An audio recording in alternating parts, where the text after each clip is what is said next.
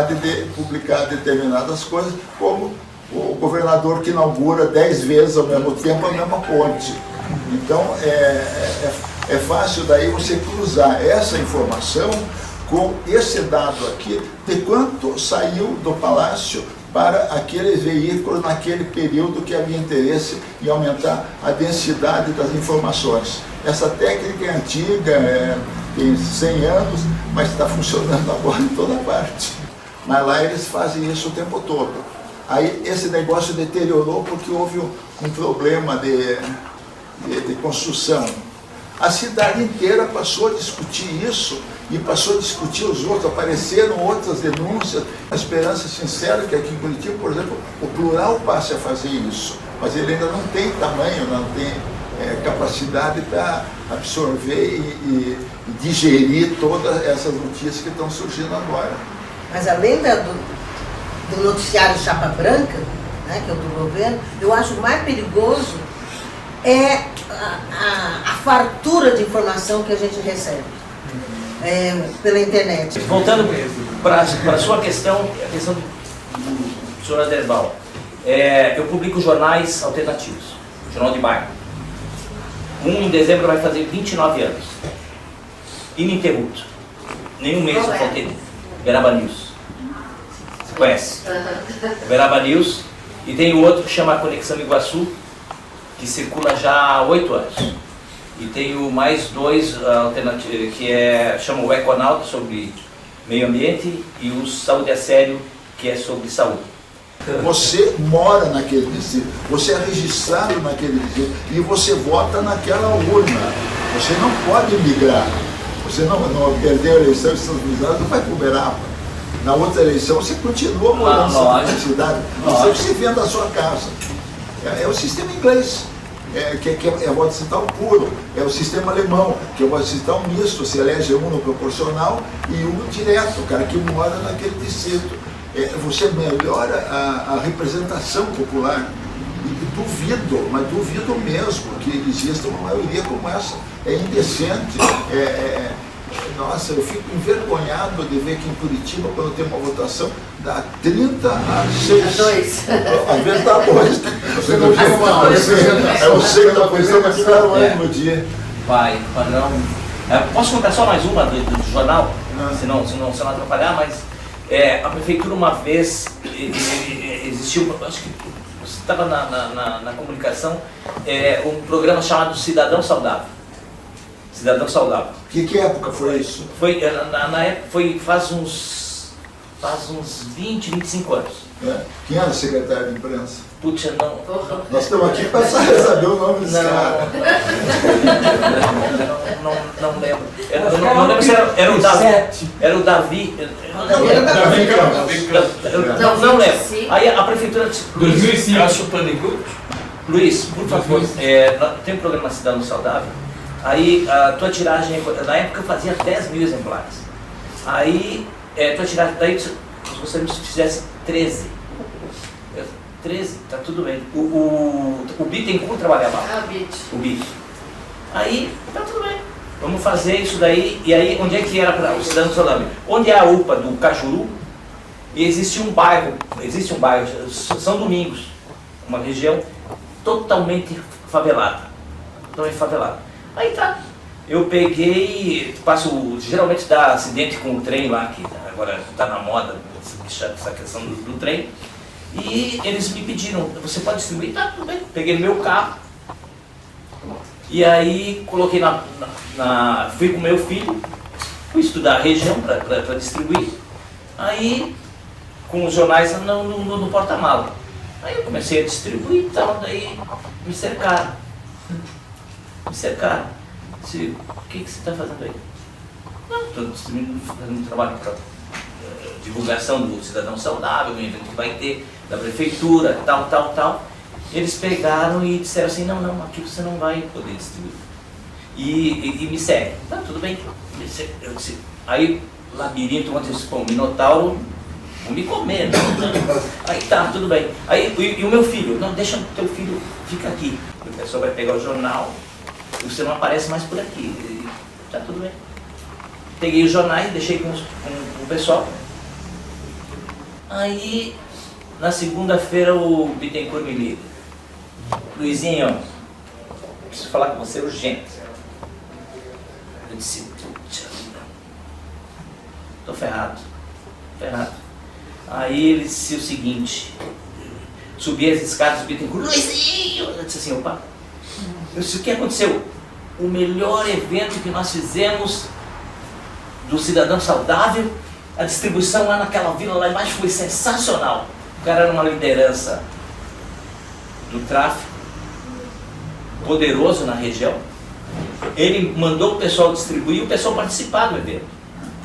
Mas, passou um tempo, eu assisti do RPC da noite, o Boa Noite Paraná, preso em Curitiba, maior traficante de drogas do sul do país. Eu disse, não, tá tudo bem, vamos ver o que era. Quem era? O cara. Meu amigo. O cara, meu amigo. Teu leitor. O cara. Aí o cara tinha uma amante e a Polícia Federal estava monitorando os passos dele. Ele chegou lá no Uberaba na amante, pegaram ele. Eu disse, aí tá. Então o jornal está cheio de histórias, cada uma melhor que a outra. 29 anos, tem história. Mas essa você não contou, né? Então, essa está no livro. Essa tua intervenção me faz retificar o que eu falei no início aqui, dizendo que de 11 jornais, o Dante já falou que tinha mais, né? O Aderbal falou que era Aderbal, não era 11, era 50, mas você contou jornais especializados, língua estrangeira, etc. E tal. Então, temos 3 jornais atualmente, mas uma infinidade de jornais de bairro. E não são só os seus, não, né? Inclusive eu tenho um ex-aluno que também edita jornais. Então, gente, só Você edita também, uma coisinha.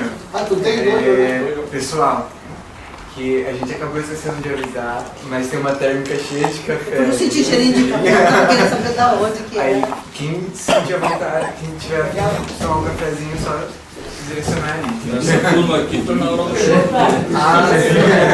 Já precisa de café. Eu disse pro cavaleiro.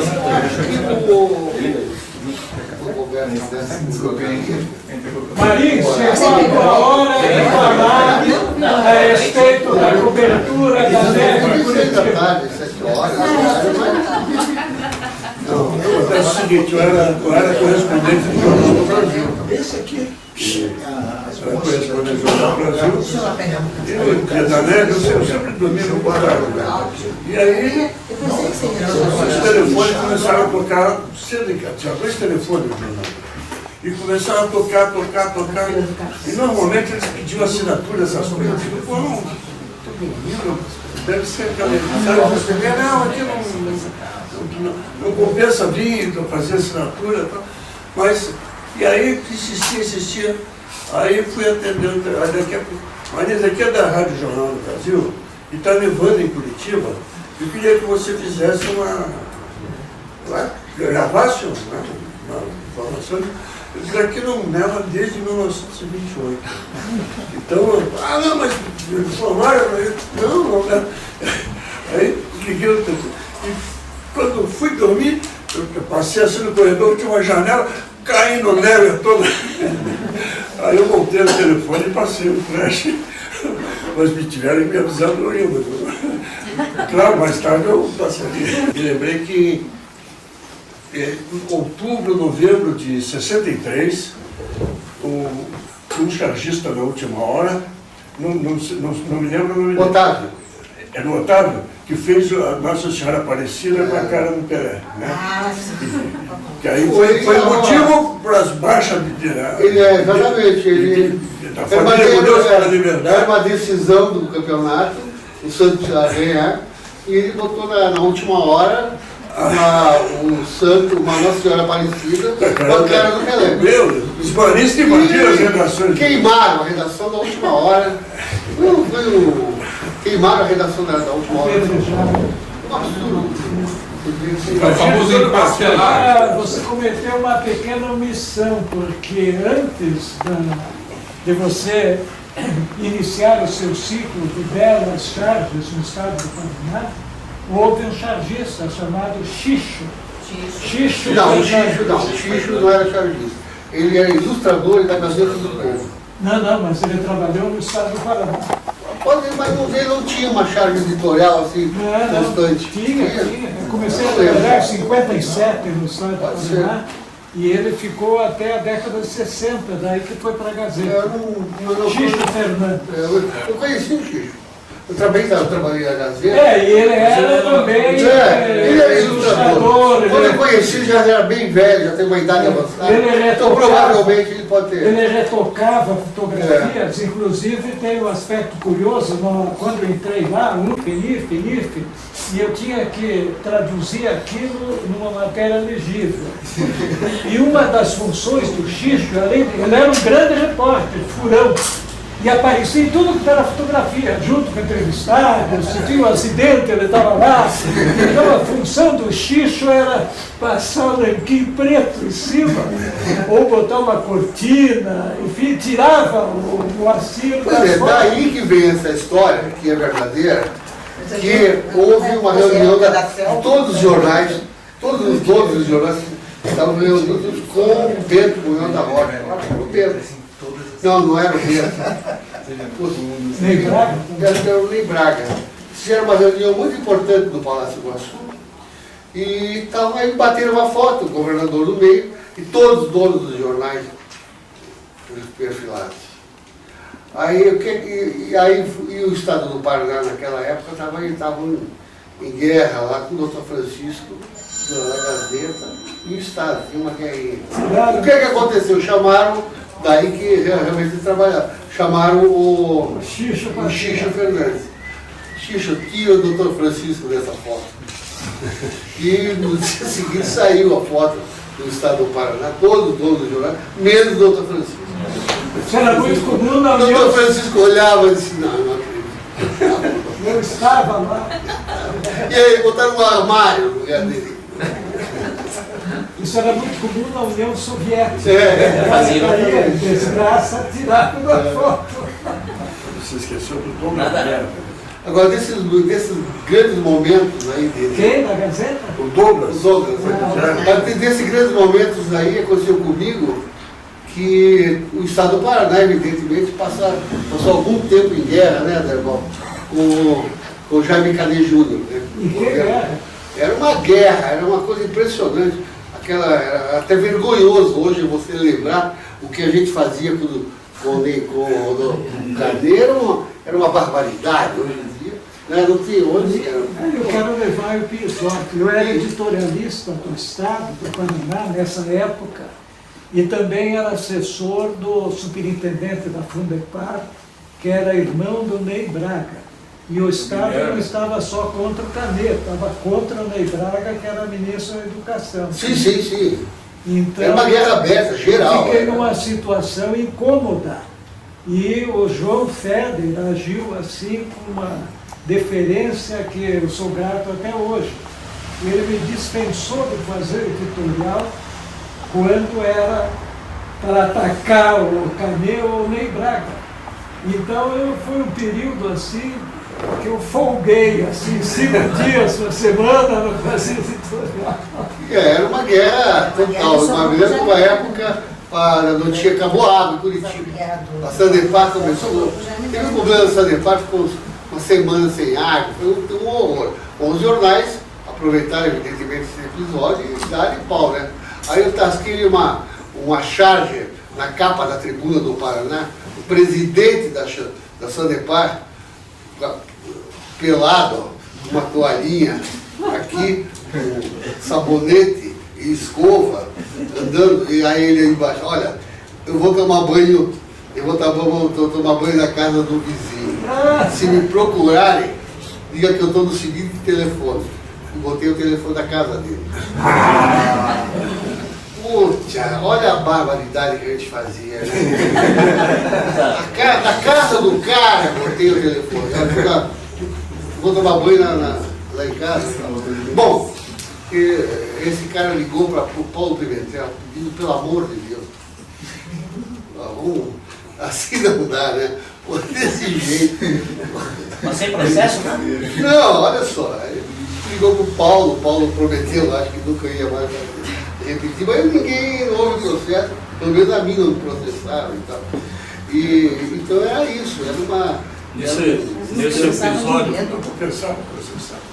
esse episódio da neve, na época a Globo estava no canal 4, Paulo Pimentel. E nós, a TV Paranaense, nós estávamos fazendo de emissoras independentes. Estavam Mas penando. Estavam penando. Fernando. Mas nós tínhamos uma câmera nos estúdios a cores. Com a janela. E tivemos que botar uma piscina para transmitir, transmitir não, a gente gravou e mandou para o Canal 4 para exibir no Jornal Nacional aquele dia uma imagem colorida. Quer dizer, a nossa primeira participação no Jornal Nacional foi com uma coisa Dando que crédito a nós vocês. É? Dando crédito a vocês. Dando crédito, sim. Depois saiu a Globo, por causa dessa confusão, né, briga com Ney Braga, etc. Saiu e a Globo veio para cá. Mas no dia seguinte da neve, eu viajei para Londrina e Bela Vista Paraíso, aquela região, fazer um material enorme para a Gazeta do Povo, o fim da Geada cafeicultura, negra. né? Fim do cafezal. Mas Você escreveu sobre isso agora? foi impressionante porque estava lá o Alisson Paulinelli, que era o ministro da Agricultura. Muito bom. Estava lá o Paulo Carneiro e o Canê. Canê, além de governador, era produtor de café. Né? E as decisões que adotadas a nível nacional e que depois provocaram essa diversificação agrícola no Paraná, saíram ali. E um êxodo rural de mais de 1 milhão de paranaenses que aconteceu. foram embora para Rondônia. E eu fiquei assim assustado, eu era um piá inexperiente, tudo aquilo que acontecia num período em que nós apanhamos da Elza, do pessoal do Estadão, do Pio, né? Mas eu estava recebendo informações que eu não dominava direito. Aliás, a imprensa do Paraná teve um capítulo à parte que caberia um livro, é a história das sucursais. Era impressionante. As sucursais, a força que tinha, não é? E a importância que tinha uma sucursal aqui no Paraná. E eles vinham com a pauta nacional e nós tínhamos essa pautinha. Essa pautinha, né? E tinha um poder de fogo, por exemplo, o Estadão, por exemplo, tinha um poder de fogo na época. Eu era da redação da sucursal do Estadão na época e a nossa redação batia até em jornal daqui. Éramos bastante jornalistas, fotógrafos, viajávamos. O Paraguai fazia parte da nossa sucursal, Santa Catarina, então a gente viajava bastante, tínhamos pautas muito boas. E o que dizer da sucursal da Veja? A Veja, A sucursal da Veja era poderosíssima. Era gigante. Eu trabalhei na Visão, a revista Visão, em Maxud, na Senhor Minucardo, faleceu agora, trabalhei com Minucardo. Isto é, Senhor Minucardo. Isto é, quando foi para o Ozugaray. Com todos esses caras a gente trabalhou. O Hélio Gaspari, às vezes vinha, andava por aqui. Hélio Gaspari, fazendo matéria na sucursal que se fazia, gigante, com o pessoal de primeira linha. Sair de Fará, esses caras que a gente pegava e olhava assim e dizia assim, meu Deus. Raimundo Paolo. As sucursais aqui eram poderosas, né? Tem umas situações assim, eu tive um episódio, eu estava começando na televisão e a gente foi escalado para fazer a cobertura das diretas já aqui. E o Miguel Danamati era o repórter de rede. Ele foi para fazer a matéria para o Jornal Nacional e eu para o Jornal Local. E 1984. Alguns minutos antes, Era sei lá, proibido fazer. alguns minutos antes, alguma coisa Era assim. proibido fazer. Né? Não autorizaram a entrada da matéria na rede. O Danamati ficou puto da cara, porque já tinha conversado com meio mundo, tinha gravado algumas coisas e tal. Mas, pro local, continuei eu fazendo, né?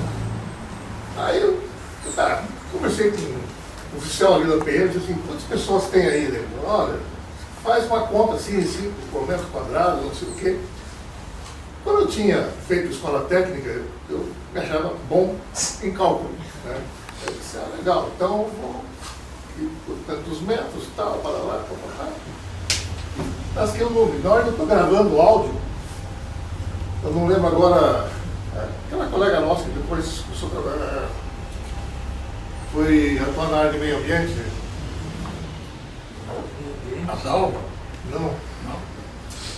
Putz, me foge o nome dela agora. Aí que veio o lance do pessoal aqui, né? Aí ele disse, não, mas como?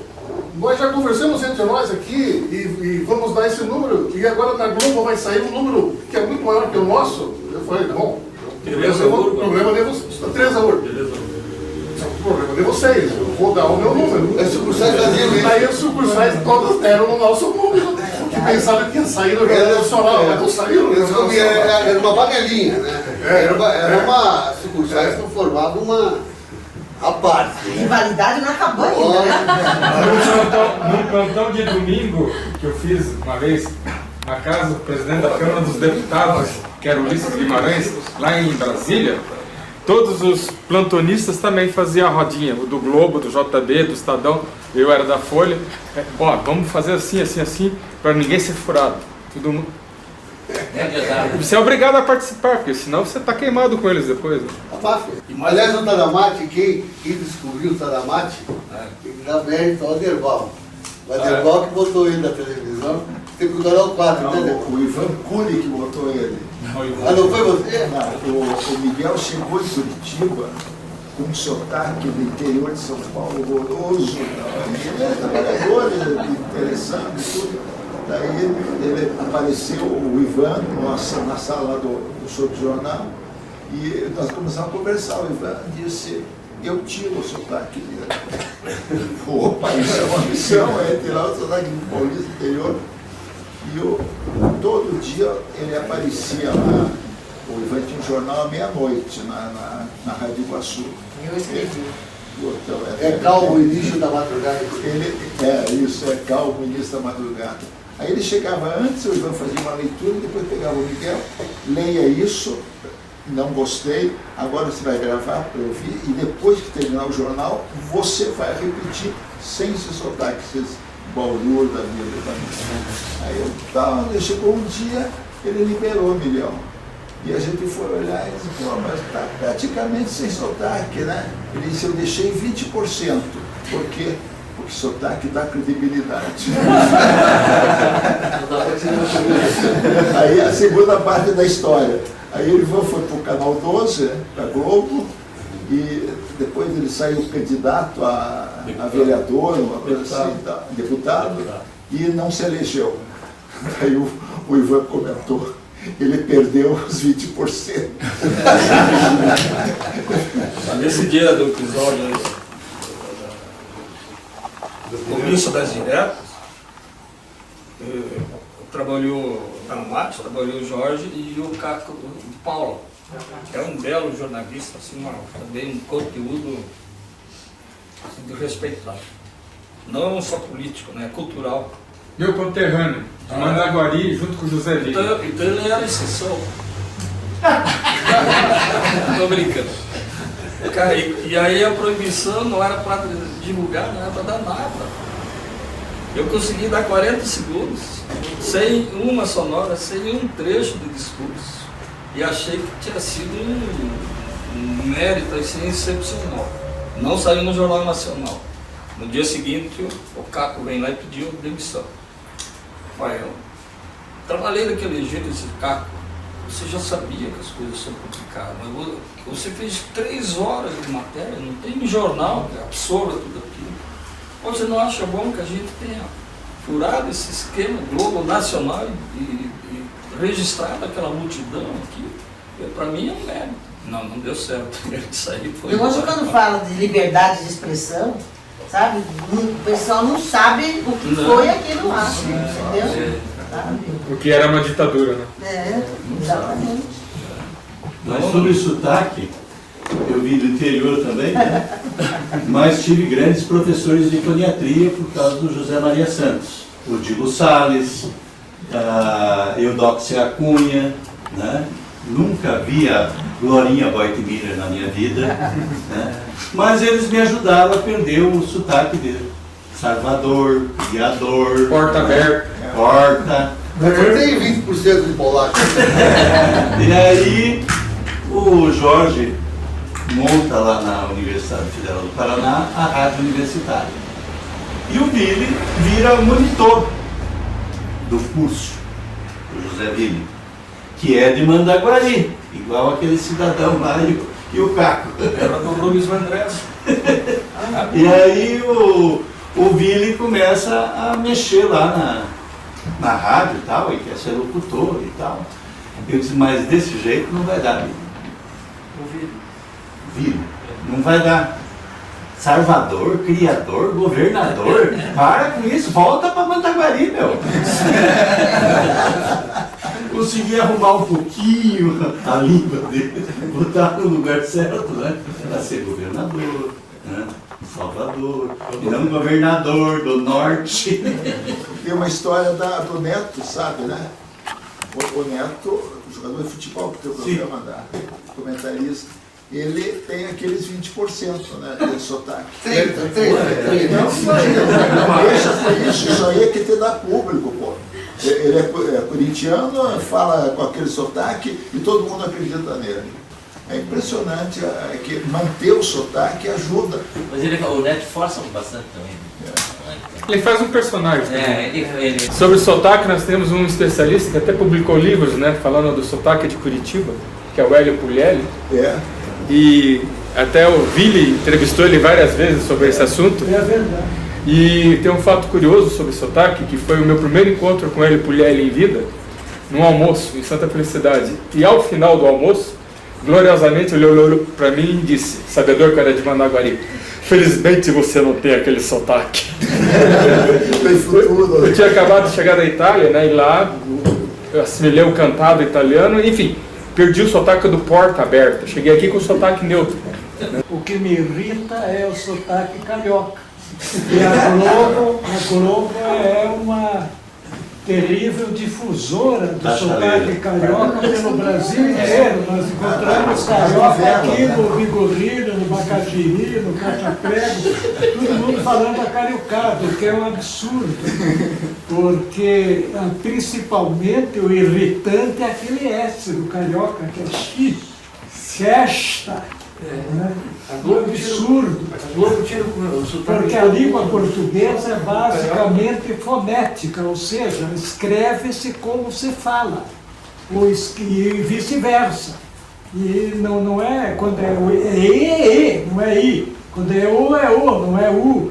Quando é S, não é SCH. É que ele justifica o sotaque curitibano. Nós estamos massacrados, porque o próprio Aurélio, se vocês repararem, ele, entre parênteses, dá a pronúncia da palavra. Então é tudo como se fosse carioca. E não existe nenhuma convenção que diga que a prosódia do português do Brasil deva ser o carioca, deva ser isso, deva ser aquilo. Cada um é livre para pronunciar como quer. Eu acho que aqui a gente devia pronunciar como é o nosso Eu como critério, na época lá, eu pegava só gente do Paraná. Não pegava gaúcho. Mas a Glorinha é transformada tudo em carioca. Não tinha sotaque carioca da Glorinha, não. A Glorinha era articulação. Ela tirava o R. Não, é o William Bonner. É aquilo que o William Bonner fala. A Glorinha achava que tinha que ter um padrão neutro. Que era dos Aí o gaúchos, Chico na verdade, José em Pernambuco tiraram da tinha Rádio sotaque. Guaíba. Aí tinha os gaúchos com sotaque. O Cavalica até Eu lembro de uma reportagem que eu fiz, eles têm um menino, uma festa gauchense aí e tal, e o menino falou um negócio lá, bacana, e eu na hora entrei no treino e falei, uma barbaridade, que dia que você gostou mesmo. reportagem foi aproveitada hoje por causa do tal barbaridade. Quer dizer, então, tem essas coisas. É que os gaúchos dominavam hoje, eles ganhavam mal no Rio Grande do Sul e a Globo contratava. Terra cheia de gaúchos. Até hoje a Globo está trazendo, você vê aquele rapaz que cobriu em Pelotas a enchente do ano passado, Chico Rigueiro, já está no Fantástico. Mas a Eudóxia Cunha, que era do Teatro Oficinas, né, aquele grupo tão importante na história da dramaturgia nacional, dizia, né, que eles criaram um sotaque nacional no Oficina. Tanto que todos os artistas que foram para a Globo depois não têm esse sotaque carioca. Né? E é o que ela nos dizia. Mas ela não foi também aqui do Teatro Guaíra? Ela vinha para dar essas aulas de foniatria e tal. Então, depois da Glorinha, nós pegamos a Eudóxia. Depois da Eudóxia, nós revelamos a Cida Estilha, que é bem curitibana. E ela dizia justamente isso, que sem a chiadeira do carioca, que fosse um sotaque neutro, como disse lá da RAI, né? Sem essas particularidades de cada lugar, para que não ofendesse o público nacional. Então, aquele sotaque que o Vili fazia, eu tentei dar umas aulinhas para ele de como a Eudóxia passou para nós lá no grupo de teatro do José Maria Santos, né? Sem esses exageros de pronúncia. O nosso tempo foi cedido, mas como a conversa está muito boa, a palavra continua livre. Deixa para falar mal, deixa eu falar mal do César Brustolin, fotógrafo, que foi passar uma temporada no Rio, trabalhando na Veja lá. Pô, ele voltou para cá com um sotaque carioca, leite quente, coisa assim, Ele é lá da tua terra, aí quando ele voltou com aquele sotaque, aí eu vi o pessoal, os fotógrafos foram tomar cerveja, aí ele se entregou na primeira rodada, se chamou o garçom, tem Brahma? Aí ele tem? Então me vem aí 3 garrafas. E o Orlandão? Aplauso para a plateia.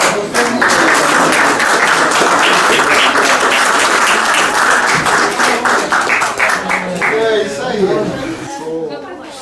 Sabe que eu já morei em Malé, né? Peraí que já morou em Malé, que não é tudo. Vamos falar de polaco.